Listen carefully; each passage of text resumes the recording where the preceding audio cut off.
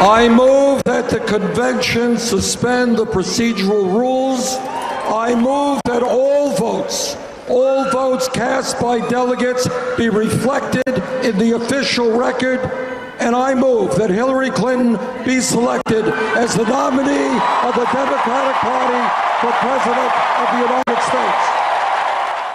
And that was the scene a short time ago in Philadelphia. Vermont Senator Bernie Sanders, a self-described socialist Democrat and an independent who caucused with the Democrats, who gave such a vigorous contest to Hillary Clinton, made it official, stepping aside and moving Hillary's nomination. Now, Steve Malzberg, as you join us via Skype, I did not hear the word unanimous in Bernie's motion, but I guess that's a moot point.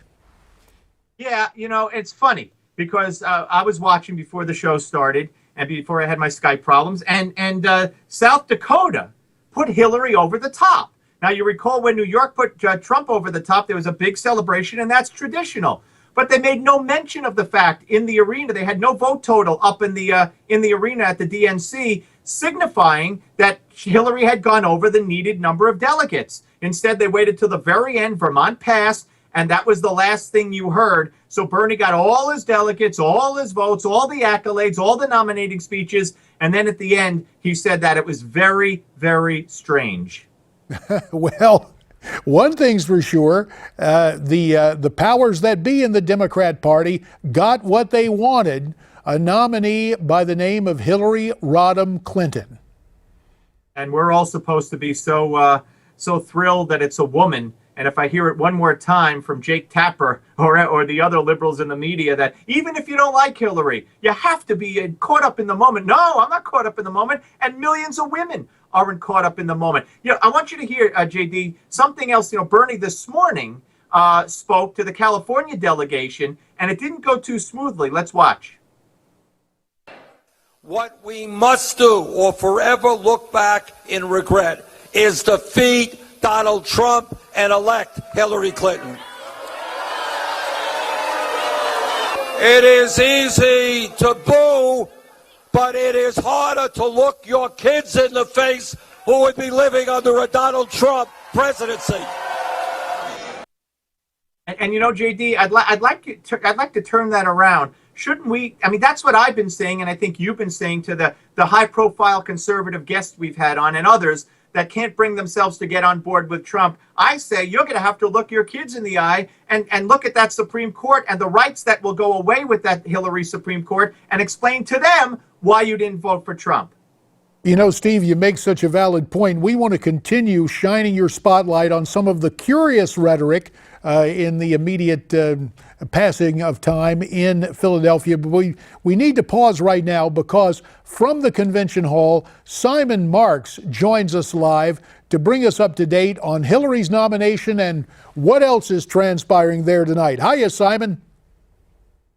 Hi, JD. How are you doing? Fascinating scenes here in the arena in Cleveland. You can certainly ascribe some very careful stage management to the Clinton campaign team as the roll call of states took place. I heard Steve there calling it strange.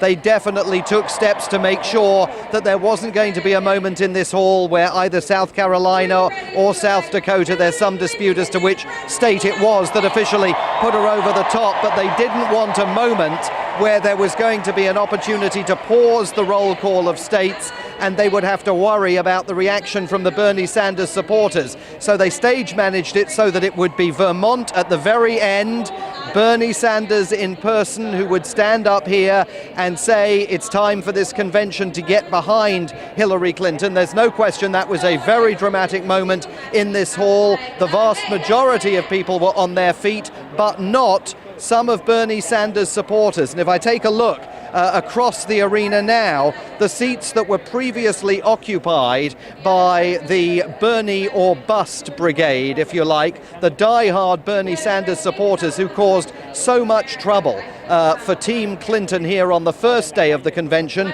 those seats are empty because the moment Bernie Sanders made his announcement and Hillary Clinton became the presidential candidate, they walked out of this hall en masse. They are now apparently outside, engaged in a protest. Some of them went to the media tent, others are apparently massed by the exits, and they're calling this the Dem exit, a play on words, if you like, with reference to the Brexit vote back in the UK. So in the hall, you got the sense that this party was unifying behind Hillary Clinton as a result of Bernie Sanders' dramatic appearance there, but the Bernie Sanders supporters who left are very much keeping the idea alive that this party still has got a unification job ahead of it. Well, Simon Marks, we appreciate the update. It will be interesting to see if the alphabet networks take notice of the Bernie or bust people who have left the hall, and it's a story we will depend on you and others to follow up with us on, because after all, we're not the media, we're Newsmax TV. And Simon, we very much appreciate your input and your reporting tonight from the convention hall in Philadelphia. So Steve, you hear that, and when you heard Simon just set that up where all the Bernie guys have gone back out to the streets, the Democrats get their made-for-TV, or I should say the Democrat establishment gets its made-for-TV tale there, and somehow I just don't think the alphabets are going to follow up with the Bernie folks the way you or I or Simon might.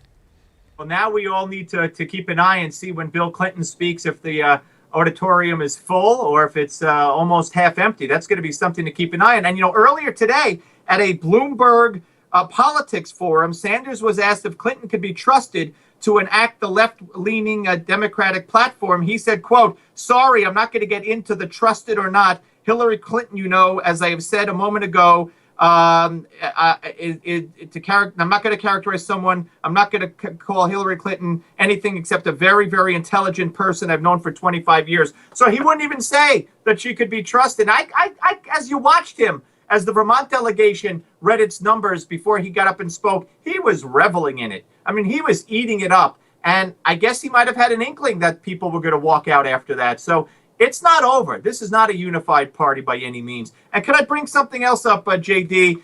Debbie Ross, there was an email, another email from the WikiLeaks 20,000, I guess, that was discovered today. And this is from the Daily Caller I'm reading it from.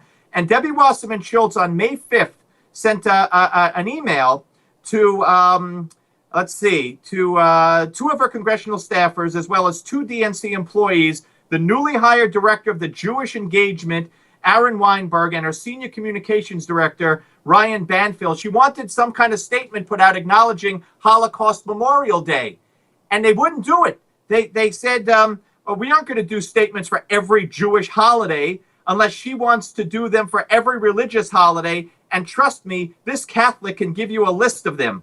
Also, when she does an official statement, it makes very little sense to have 2 statements, blah, blah, blah. So they mocked Holocaust Remembrance Day. They mocked her for requesting it. This goes in tandem with the CFO questioning Bernie Sanders' Jewishness. And none of this, like you said, Newsmax isn't the media, but none of this is getting talked about on the coverage of this convention. 2 minutes remain in this segment, Steve. As you shine your spotlight, what else has caught your attention that we need to know about? Well, I think something Michelle Obama said yesterday. Let's listen to that. How we explain that when someone is cruel or acts like a bully, you don't stoop to their level. No, our motto is, when they go low, we go high. When, JD, I put it to you, she also put forth the nonsense that slaves built the White House. Now, there were some involved, but that doesn't mean slaves built the White House. They were involved, but she doesn't say that. But when has Barack Obama ever gone high when his opposition has gone low? To me, as you pointed out earlier in the show, from the day he said, if they bring a knife to the fight, I bring a gun in 2008, he has always gone low. That is the Chicago way that Michael Patrick Flanagan and others notify us about, and yet there has been, and certainly with the ceaseless media cheerleading, there has been a certain indulgence granted by the body politic to this particular president. Help me out on this, Steve, with the minute. Is it just the nature of the presidency, or is it the highly selective way in which the president is presented to the people by the White House and the alphabet networks? 30 seconds, sir. Yeah, well, I think it's almost a rhetorical question in your mind and mine. It's the way that he's presented. I mean, this guy has been the most negative, most divisive on every level, whether it's race, economic status, political party, Republicans are the enemy, he told Hispanics. I mean, right on down the line. And he gets a pass. And he gets a pass because he's a Democrat from the media and because he's black from the media, in my opinion. Well, we are not going to let the time pass without more productive use of it here, since after all, this is the Steve Malzberg Show. And pal, I thank you for letting me tag team here with you tonight. Tell you what, when we come back, we're going to be joined by D.C. McAllister, a lady who's got some perceptive comments, notwithstanding the time she spent going to school at the University of North Carolina. D.C. joins us next.